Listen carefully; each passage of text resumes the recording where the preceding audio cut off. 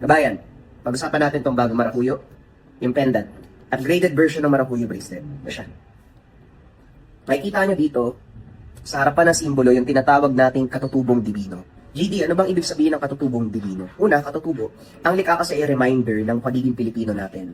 So, ang likha, kabayan, simbolismo ng pagiging Pilipino, at yung katutubo ay pagtubo sa sariling lupang sinilangan. Katutubo, sila yung mga taong may malakas na koneksyon sa kalikasan at pinaka may identity sa isang partikular na lugar. Ngayon, ano naman ang aspeto ng pagiging divino? Kaya siya may hawak na libreta o libro. Ang pagiging divino kasi kabayan, meron kang natural na kapangyarihan, natural na lakas na magpagana ng mga orasyon, mga dasal kabayan, na hindi na dumadaan sa pagdedebosyon, kaya kay isang purong divino. At pag-usapan natin, yung mga simbolismo sa likod. Yan ang nagbibigay ng mataas na uri ng depensa espiritual kontra sa lahat ng uri ng sumpa. Barang, kulam, tigalpo, palipadangin, lahat ng negatibong energy kabayan. Mas pinalakas ang marakuyo natin ngayon, kaya mas mataas na uri ng rebuelta or sumbalik ang nangyayari. Rebuelta, kung naman yung sumpa na ibinigay sa inyo, ibabalik doon sa taong nagbigay. Kung anumang sumpa, negative energy na ipinataw sa inyo, ibabalik ng marakuyo sa taong nagbigay. Ito na yung upgraded version natin mga kabayan. Limited pa lang yung bago nating version. Hindi na ito makokopya. Sariling design niya ng likha. So check nyo na lang kabayan. Habol na hanggat merong stocks. Maraming salamat.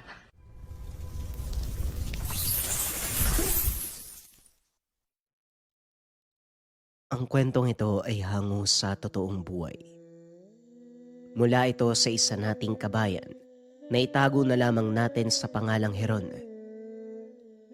Walang eksaktong taon. Plaridel, Bulacan.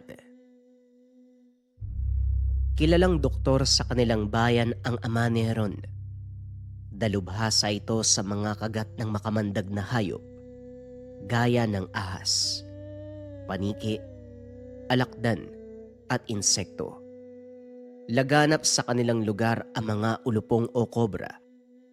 Maliban dito may iba pang uri ng makamandag na ahas ang naninirahan sa mga palayan, lalo na sa kagubatan.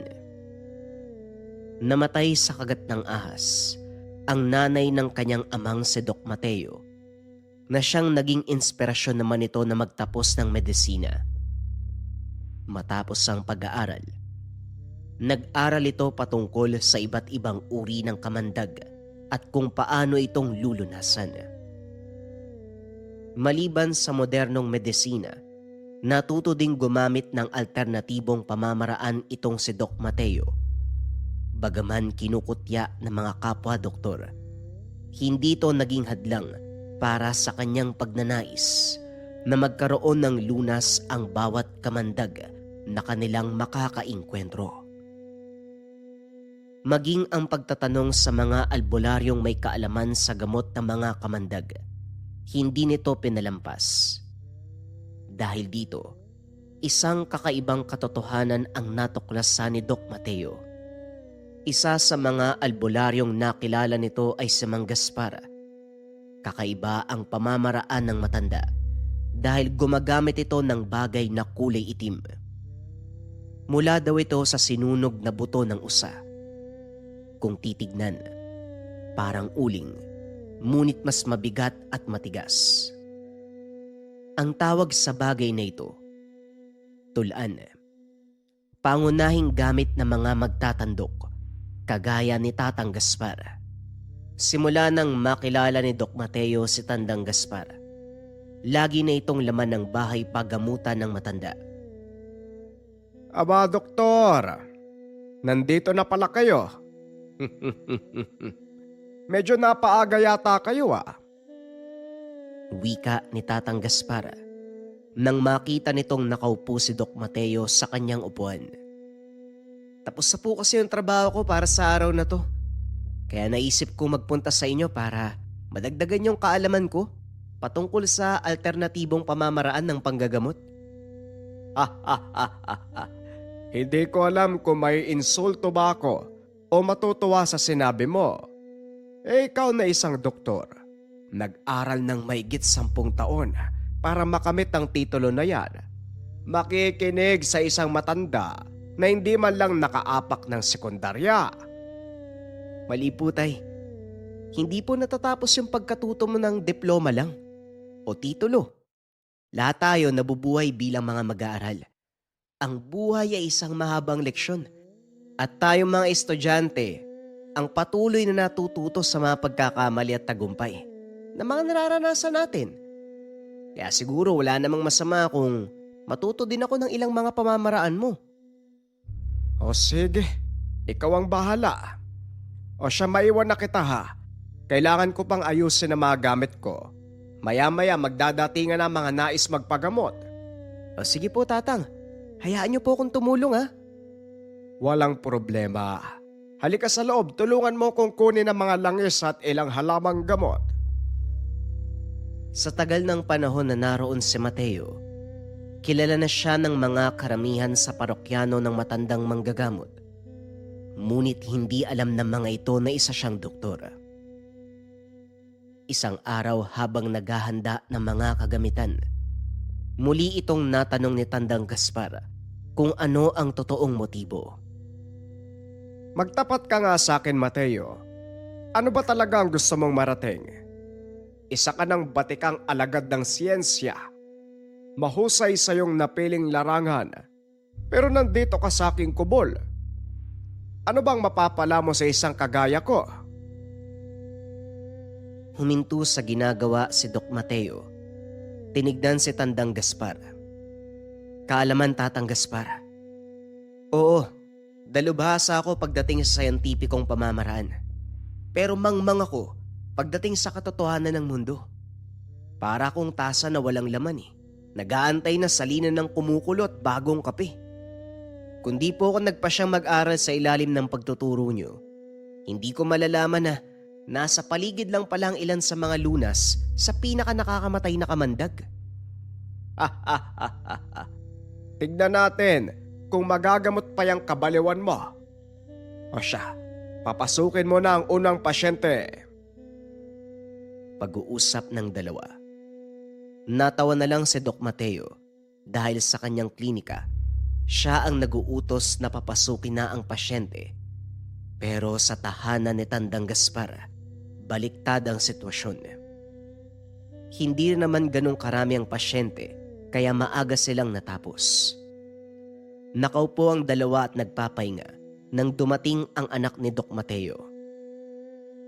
O Aaron, nandito ka na pala. Anong sa atin? Wala naman po, tay. Nagtataka lang po ako kasi wala kayo sa klinika. Bakit? May naghahanap ba sa akin? Wala din naman, tay. O kung ganun, bakit ka nandito? Sabihin na lang natin gusto kong malaman kung anong ginagawa ng isang dok. Hindi na ituloy ni Heron ang sasabihin. Tinakpan ng ama ang bibig. Huwag kang maingay. Mamaya may makarinig sa'yo eh. Kung ganun, hindi po pala alam ng mga taga dito na doktor kayo. Hindi. At wala akong balak sabihin sa mga tao. Sige po kung yan po ang gusto nyo. Naupo ang binata sa sulok habang nag-aantay. Heron, anong ginagawa mo? Di makikinig po sa usapan nyo. Ha? Saan? Gusto ko nga pong malaman kung anong ginagawa nyo dito. Nagtataka po ako eh. Anong ginagawa ng isang dalubhasa sa siyensya dito sa bahay ng isang albularyo? Yan nga din ang tanong ko sa kanya kani-kanina lang eh. Ano naman po yung sinagot sa inyo? Sa palagay ko, siya lang ang makakasagot nun. O siya, medyo lumalalim na ang gabi. Napagod din ako sa araw na to eh. Siguro magpahinga na muna tayo. Sige po, Tatang. Mauna na din po kami. Nagpaalam ang mag-ama sa matanda. Hindi nagkikibuan ang dalawa habang naglalakad pauwi. Alam na ni Mateo ang susunod na mangyayari. Hindi siya lulubayan ng anak sa oras na magsimula ito sa pagtatanong. Nang mga sumunod na araw mas maaga nang dumating si Heron, hinayaan na lang ito ni Doc Mateo. Nakaupo lang ito sa sulok habang pinagmamasdan ang ginagawa ng dalawang nakakatanda. Napansin naman ito ni Tandang Gaspar kaya kaagad pinuna ni Doc Mateo. Mateo, sigurado ka bang ayos lang na nandito ang anak mo? Wala naman pong problema sa akin, Tatang. Ikaw ba? Sanay ako may nanonood sa mga ginagawa ko, kaya hayaan mo na. Malay mo, may matutunan siya sa mga ginagawa natin. Sinunod ng doktor ang sinabi ng matanda. At sa tuwing magpupunta ito sa bahay ni Tatang Gaspar, sumasama si Heron. Ilang buwan ang nakalipas. Nakasanayan na ito ng matanda. Hanggang isang umaga. Mukhang hindi ko yata napapansin ang anak mo, Mateo, ah. Kadalasan, nauuna pa siya sa atin. Wala na siya sa bahay kanina nung umalis ako eh. Akala ko nga po nandito na siya eh. Hindi ko pa siya nakita simula nang gumising ako. Baka may ginawa lang. Kilala ko po si Heron. Magpapaalam yun kahit gaano pa kabiglaan yung lakad niya eh. Habang nag-uusap ang dalawa, biglang kumalabog ang pintuan. Nagalit pa ang matanda dahil sa lakas ng pagkakatulak nito. Ngunit hindi pa siya nakakapagsalita nang makita ang isang lalaking humahangos habang buwat-buwat si Heron. Tio Mateo, tulungan niyo po kami.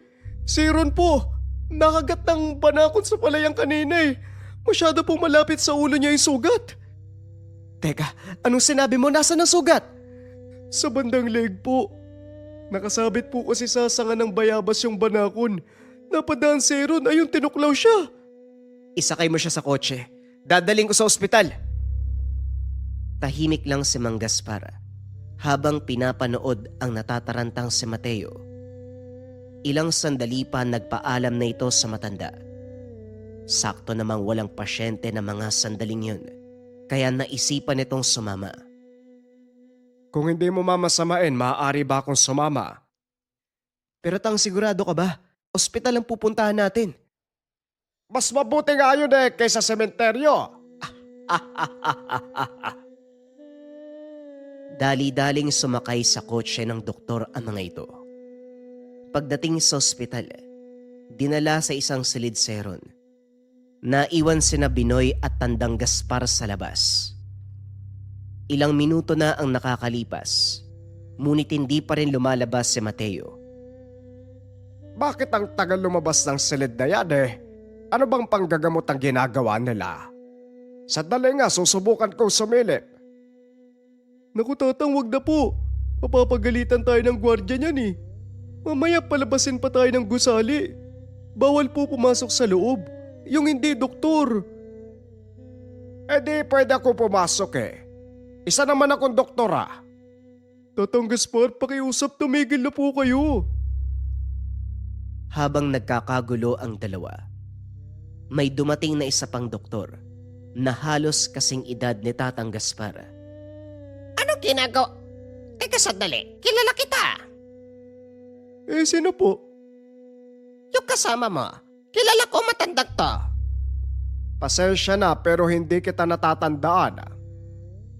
Dali-daling lumabas ng gusali ang matanda. Bagay na labis namang pinagtakhan ni Binoy. Maya-maya lang, lumabas na ng silid si Doc Mateo, dala ang masamang balita. Tiyo, kumusta po si Ron? Hindi maganda ang lagay ng pinsan mo, Binoy. Masyadong mabilis na kumalat ang kamandag sa kanyang katawan. Sa ngayon, paralisado ang kaliwang bahagi ng katawan niya Teka, nasan pala si Tatang Gaspar? O, Doc Omar, anong ginagawa niyo dito? Doc Mateo, alam mo ba kung sinong matandang tinutukoy mo? Oo, siya yung magtatandok na nakatira malapit sa baryo namin. Bakit to?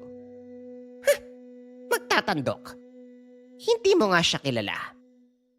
Bueno, kailangan ko nang umalis. May asikasuhin pa ako sa kabilang gusali. Hindi na pinansin ni Doc Mateo ang sinabi ng matandang doktor.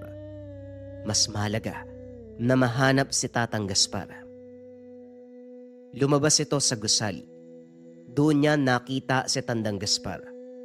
Nakaupo sa sulok habang humihit-hit ng sigarilyo. Tatang Gaspar, nandito ka lang pala. Sa ngayon maayos na ang kalagayan ni Heron. Kaso nga lang, Paralisado yung kalahati ng katawan niya. Hindi pa maayos ang katawan ng anak mo. Anumang oras, maaaring gumapang ang naiwang kamandag sa kanyang dugo, papunta sa kabilang bahagi ng kanyang utak at maging sanhi ng kamatayan. Alam ko rin po yan, Tatang, kaso ito lang po yung magagawa ng modernong medisina eh. Nahinto ang pag-uusap ng dalawa nang biglang magsalita mula sa likuran si Doc Omar. Hindi ko pwedeng magkamali. Ikaw nga si Dr. Gaspar Beltran, ang nawawalang eksperto sa kamandag ng hayop 10 taon na nakakaraan. Nagulat si Mateo sa mga sinabi ng matandang doktor. Hindi to makapaniwala. Dahil ang buong akala niya, isang simpleng albularyo lang si Tatang Gaspar. Oo, ako nga. Ano naman sa'yo ngayon, Dr. Omar Velarde? Ang traidor kong kasama. Wala nang panahon, Mateo. Ilabas mo sa lugar na ito ang anak mo at dalhin mo sa bahay. Hindi na nagdalawang salita si Tatang Gaspar. Dali-daling kinuha ni Mateo ang anak, kahit pinipigilan pa ito ng mga gwardya. Wala rin silang nagawa dahil siya ang doktor na may hawak ng kaso ng anak. Sinunod ni Mateo ang sinabi ni Tatang Gaspar. Dinala niya ang binata sa bahay. Ilapag mo si Ron sa mabang upuan. Isaradong pintuan. May kukunin lang ako. Pumasok ang matanda sa silid. Ilang minuto rin ang lumipas bago ito lumabas. Bit-bit ang maliit na kulay pulang supot. Tang? Ano po yung dala nyo? Sabihin na lang natin na ito ang dahilan kung bakit ako huminto sa pagiging doktor. Binuksan ng matanda ang pulang supot. Napakunot ang noo ni Mateo nang makita ang hawak ng matanda. Isang tansong krus na may nakapalupot na ahas. Ano po yan? Tansong trengketa? Hindi lang ito basta trengketa, Mateo. Ito ang tinatawag na tansong ahas ni Moises. Sa mga hindi nakakalam, ng mga panahong nasa kawalan, ang mga Israelita sa pamumuno ni Moises, nagpadala ang Panginoon ng makamandag na ahas at pinagtutuklaw ang mga ito. Ginawa ito ng Panginoon upang sukatin ang pananampalataya ng kanyang mga tao. Marami ang namatay dahil sa kaganapang iyon. Kaya nanalangin si Moises sa Diyos. At ang naging tanging tugon ng Panginoon, lumikha ng isang ahas na gawa sa tanso at ilagay ito sa isang mahabang tikin. Kung sino man ang titingin sa tansong ahas, gagaling at hindi mamamatay. Sinunod ni Moises ang utos ng Diyos. Gumaling ang mga Israelitang tumitingin dito. Ang tansong ahas ay simbolo ng pananampalataya, pagtitiwala sa kapangyarihan ng Diyos. Pagalingin ang anumang karamdaman at kung mapapansin nyo sa kasalukuyan, ginagamit ito ng mga doktor, paramediko, ang tansong ahas na nasa tikin bilang simbolo ng kanilang propesyon. Balik tayo sa kwento. Hindi na nakakilos si Ron. Maputla na din ito. Hirap sa paghinga. Anumang oras ay babawian na ito ng buhay. Inilapat ni Tatang Gaspar ang kanyang palad sa noo ng binata at binulungan. Heron, dumilat ka. Pagmasdan ang kapangyarihan ng amang may lalang ng lahat. Ang Diyos na magbibigay sa iyo ng kagalingan. Kahit nahihirapan at malabo ang paningin, pinilit ng binata ang sariling makadilat. Nanonood lang si Mateo sa ginagawa ng matanda. Ilang minutong nakalipas, biglang humigop ng hangin si Ron na tila ba nalulunod. Umubo ng malakas at dali-daling bumangon. Nagulat si Mateo sa ginawa ng anak. Hindi to makapaniwalang gagaling pa si Ron mula sa nakakamatay na kagat ng isang banakon. Tatang Gaspar, ano pong nangyari? Paano yung napagaling si Heron? Hindi ako nagpagaling sa anak mo kung hindi ang kanyang pananampalataya. Malakas ang kagustuhan ni Heron na mabuhay. Bagaman mahina ang kanyang pangangatawan, ngunit napakatibay naman ang pananalig niya. Hindi makapaniwala si Mateo sa mga nangyayari. Ni minsan, hindi nito naisip na masasaksiyan ang isang himala.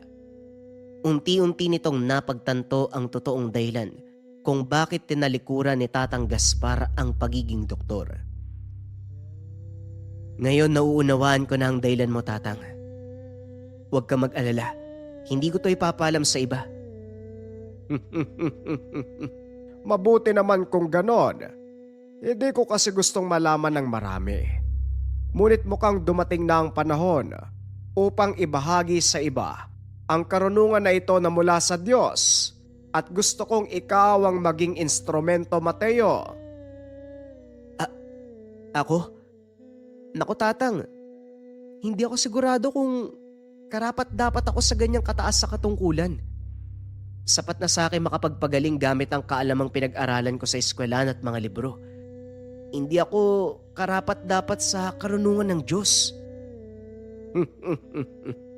Ganyan din ang sinabi ko dati, pero nasaan ako ngayon? Alam mo, Mateo, hindi mahalaga sa Diyos kung ano ang katayuan mo o kung sino ka. Tignan mo si Mateo, isang kolektor ng buwis, pero tinawag siya ng anak ng Diyos para maging apostol. Si Moises, na isang mamamatay tao, isinugo ng Diyos para palayain ang mga Israelita mula sa pagkalipin. Sa oras na tawagin ka ng Diyos, wala kang magagawa. Siguro nga tama ka, Tatang. Pero paano ko po gagawin yun? Ginagawa mo na ito. Hindi mo lang napapansin.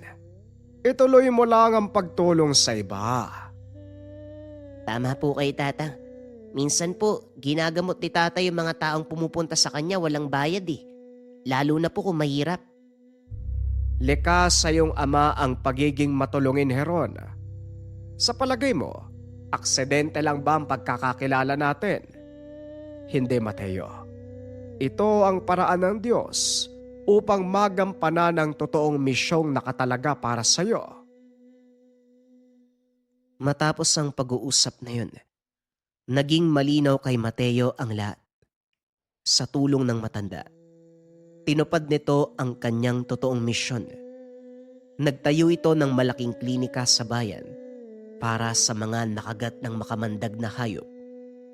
Maliban dito, tumutulong din siya sa mga pamayanan, nagbibigay ng kaalaman sa mga tao kung paanong lalapatan ng paunang lunas ang kagat ng mga makamandag na hayop. Sa paglipas ng mga taon, lalong dumadami ang napapagaling ni Mateo. Kinilala din ang kausayan ng Ginoo, hindi lang sa kanilang bayan, kundi maging sa buong probinsya. Inanyayaan ito ng ibang bansa upang magturo ng iba't ibang kaalaman tungkol sa kamandag at kung paano itong gagamutin. Nagtagumpay ang Diyos sa buhay mo, Mateo. Ipagpatuloy mo ang walang sawang pagtulong sa kapwa nang walang hinihinging kapalit. Dahil ang Diyos na may likha ng lahat ang siyang magbibigay ng gantimpala sa iyo pagdating ng araw. Hindi ko po mararating ang ganitong antas kundi dahil sa tulong niyo. Hindi ako ang dapat tumanggap ng kapurian. Ialay mo ang tagumpay sa Diyos dahil siya ang karapat-dapat parangalan at puriin. Tama po kayo. Pero salamat pa rin ha. Dahil ginawa niya kayong instrumento para matupad ang misyon ko. Sinunod ko lang ang kalooban ng Diyos. Masaya kong lilisanin ang mundong ito dahil matagumpay kong natapos ang misyon ko. Wala kong pinanghihinayangan sa buhay, Mateo. Lalo pat nakikita ko ngayon sa kahuli-huli ang pagkakataon ang bunga ng aking tagumpay. Salamat, Tatang Gaspar. Hindi ko po malilimutan lahat ng mga tinuro niyo. Ito ang huling pag-uusap nila Doc Mateo at Tatang Gaspar. Naging inspirasyon din ni Heron ang matanda para makapagtapos ng medisina at maging isang matagumpay na alagad ng agham. Sa kasalukuyan, isa ng doktor ang binata. Sinundan nito ang yapak ng ama na may sariling klinika na ang pangunahing alituntunin magbigay ng libreng lunas sa kagat ng mga makamandag na hayop. Ipinamana din sa kanila ni Tatang Gaspar ang replika ng tansong ahas ni Moises na naging simbolo ng mag-ama sa kanilang mabuting gawain. Alam ni Heron na may malaki silang gampanin sa mundo, kaya hindi to tumigil sa pananalig, pagtitiwala sa kapangyarihan ng Diyos. Para kay Heron, wala nang mas mahalaga pa sa mundong ito, kundi ang matibay na pananampalataya sa Diyos. Dahil alam niya, walang imposible kung malakas ang iyong pananalig sa Kanya, higit kanino man o anuman sa mundong ito. Ang lahat ng bagay sa mundo ay lilipas, ngunit hindi ang pag-ibig ng Amang may likha.